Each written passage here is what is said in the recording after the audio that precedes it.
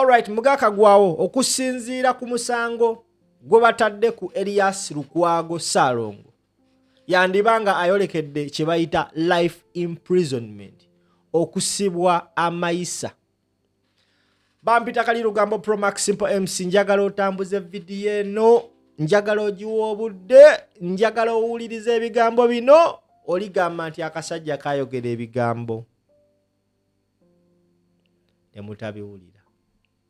Ayagala okwadvertisinga naffe ogenda kubanga otukubira ku simu eri awo wansi 0701316476. Kati njagala owulirize video okusinziira kugakava emakindye mu kooti. Erias Lukwago bamutaddeko omusango ogwa Miss Prison of Treason. Miss Prison of Treason. Abasinga kuffe tetumanyi mateeka.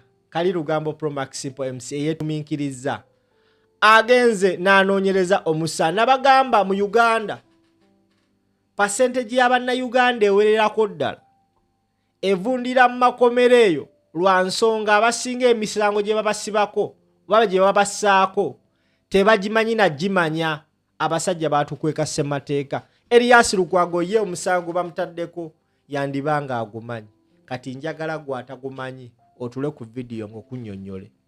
Omusango bamutaddeko baguyita Miss Prison of Treason. Kati njagala owulirize.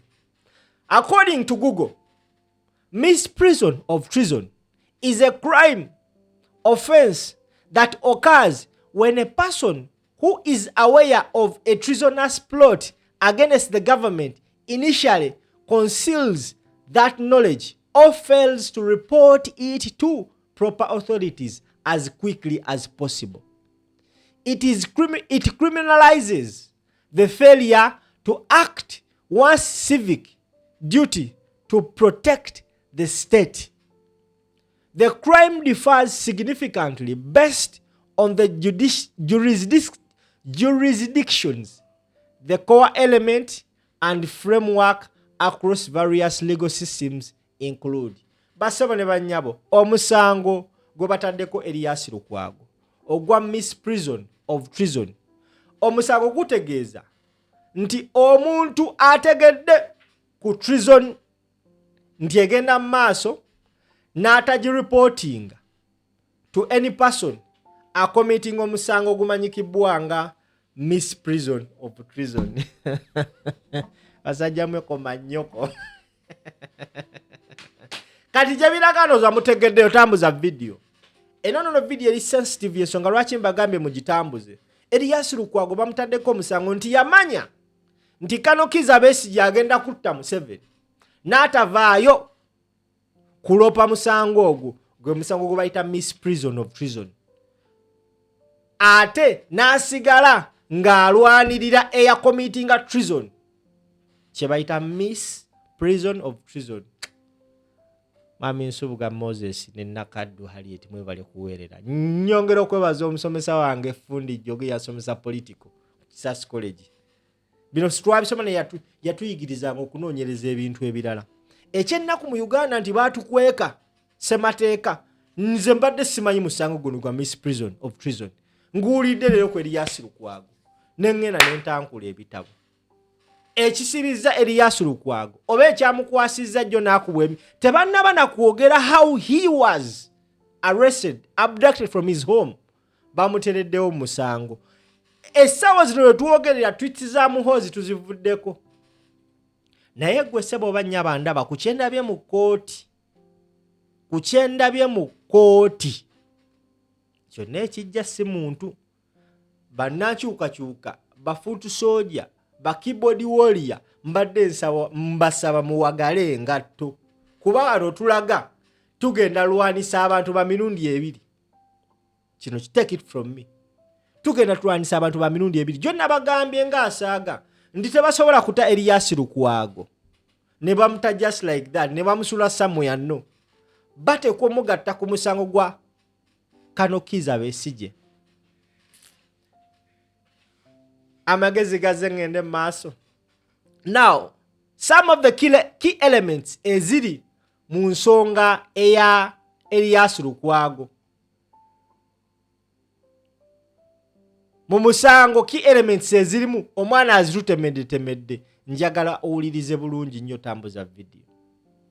Some of the key elements of the offense. While this exact wording varies by country, a prosecution for misprision of treason generally requires the state to prove 3 core elements: knowledge, concealment, failure to prevent. State ekutte Lukwago kyetaaga kufuna bujulizi nti Erias Lukwago yamanya ku musango gwa treason ogwa Besigye nti n'agusigaza ate n'agaana okulipotinga. Now omusango guno waba aguzizza okusinzira ku mateeka ga Uganda jurisdiction nze nja kufana oluzungu temwina kye muŋŋamba ngenda ddwogera. Erias Lukwago wamala okuzza omusango guno basebo ne bannyabo kibonezo kikyafuna kye bayita jurisdictions specific law mu Uganda governed by the Penal Code Act. Any person who knows of an